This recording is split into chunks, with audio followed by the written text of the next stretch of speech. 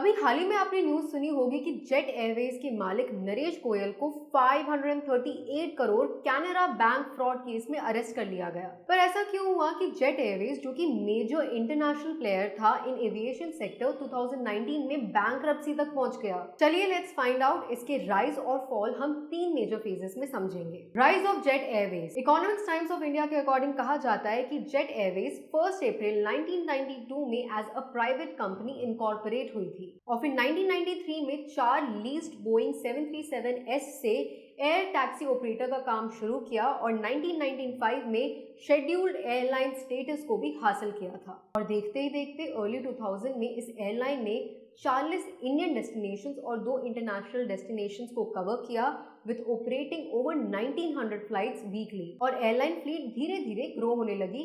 जहां 1993 में सिर्फ 4 एयरक्राफ्ट थे, वहीं अब 48 एयरक्राफ्ट थे, जिसमें 34 बोइंग 737S और 8 AIR 72-500 भी थे। फिर 10 A330 एयर बसेस खरीदने के तुरंत बाद 2005-2006 में 10 और नए 777S खरीदे गए और long haul international flights start किया। In fact this Jet Airways long haul operation took passengers as far as Toronto, San Francisco, London, Johannesburg and Singapore among many global cities.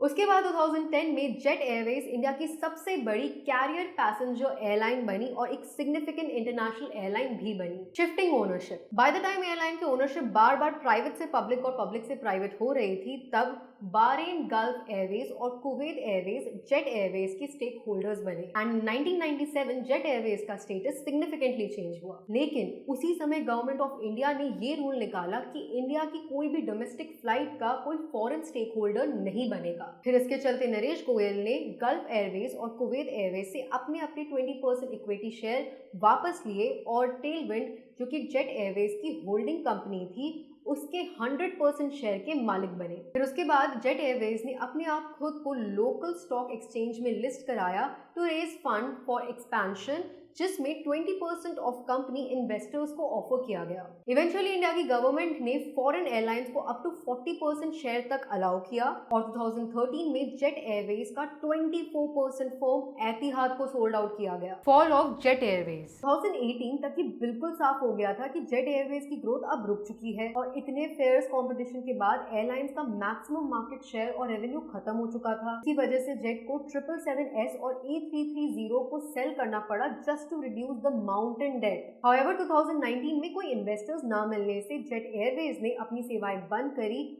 और खुद को ऑफिशियली बैंकरप्ट अनाउंस किया। Now let's talk about the arrest of Naresh Goyal. Bankruptcy के चलते जब नरेश गोयल ने अपने सारे ऑपरेशंस को बंद कर दिया था, तब नरेश गोयल ने कैनरा बैंक से 848.86 करोड़ का लोन लिया था, जिसमें से अभी भी 538.62 करोड़ उनको देना अभी भी बाकी है। और इसी बेसिस पर कैनरा बैंक ने JIL यानी कि जेट एयरवेज इंडिया लिमिटेड पर केस दर्ज किया था, जिस पर CBI ने इन्वेस्टिगेशन कर इस केस को 29 जुलाई 2023 को फ्रॉड का टर्म दिया। Due to this founder Naresh Goyal, उनकी वाइफ अनीता गोयल और कई सारे फॉर्मर कंपनी एग्जीक्यूटिव्स के ऊपर मनी लॉन्ड्रिंग की इन्वेस्टिगेशन की गई एंड इवेंचुअली इसी के चलते 1 सितंबर 2023 को नरेश गोयल को अरेस्ट कर लिया गया। And this is how we know the whole journey of Jet Airways from rise to fall to money laundering. और ऐसे ही UPSC के ट्रेंडिंग और इम्पोर्टेंट टॉपिक्स को समझने के लिए सब्सक्राइब टू आवर चैनल।